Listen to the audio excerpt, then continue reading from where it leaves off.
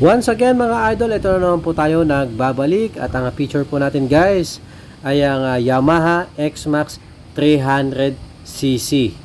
So ito po ang ating i-update sa inyo. I-update ko po kayo 2025 updated price ito sa cash at saka sa hulugan. So guys, pasensya na kayo kasi nasa gitna po yung X-Max natin. Ayan, medyo hindi tayo makasingit doon. Pero yung dalawang yan guys ay ipipicture ko po sa inyo. So, bago yan mga idol, baka naman po pwede nyo pong pakisubscribe ang ating channel. At syempre guys, balik po tayo sa usapang X-Max mga idol. At guys, sabi nga nila, bakit ka pa bibili ng 300cc? Samantalang yung 300cc na yan, pwede naman sa 400cc lang, para pwede ka pa sa highway. So, yan mga idol, ang pinag-uusapan kapag 350cc o 300cc ang motorsiklo, parang napaka waste of money daw kapag yan ang iyong binili. Samantalang halos counting price na lang, konting presyo na dadagdag mo, ay meron ka ng 400cc na kung saan ay pwede ka lang dumaan kahit saang highway ng mundo o ng Pilipinas mga idol. At syempre bago yan mga idol, ay papakita ko muna sa inyo yung bagong design nitong X-Max 2025 model mga idol. At para makita nyo rin, masilip nyo rin po kahit kaunti itong kuwan natin, kahit na nasa gipit tayo mga idol. Well, itong digital panel niya guys, ay ang kakaibahan nito ngayon ay nakaharap ito ngayon. Ayan o, hindi na siya nakalapag, yung nakalapat. Kumbaga nakaharap siya, parang television, di ba mga idol? Yan, hindi katulad nito, di ba? Nakalapat yan. Ito guys ay nakaharap sa inyo. So hindi na kayo yuyuko-yuko. Ang hirap yumuko kapag titingnan nyo pa kung may gasolina kayo o speedometer nyo. So yan guys ay nakaharap sa inyo mga idol. At ang kagandahan to, itong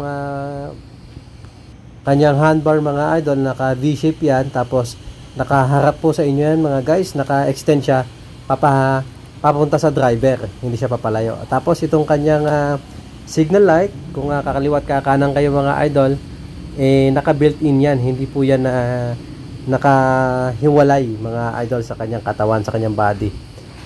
Nasa katawan yan guys. Di ba yung iba naka-extend lang siya? Ito guys ay hindi. Parang halos nakadikit siya sa kanyang katawan. Kaya kahit masagi mo yan guys, ay napakatibay yan, hindi po yan babalik ko. Kasi iba pagka nasagi mo ng konti, syempre bali yun. So ganyan ang X-Max natin guys. At balik tayo sa usapan natin kaya na bakit nga daw ba bibili ng 300cc samantalang konting presyo na lang idadagdag mo, meron ka ng 400cc. Well mga idol, kanya-kanya po tayo ng kagustuhan. Marami ka po nakikita ng X-Max, naka X-Max dyan mga guys, kasi yun ang gusto nila pang travel. Meron naman kasi guys hindi mahilig dumaan sa sa mga expressway, sa mga ganyan, hindi yan dumadaan.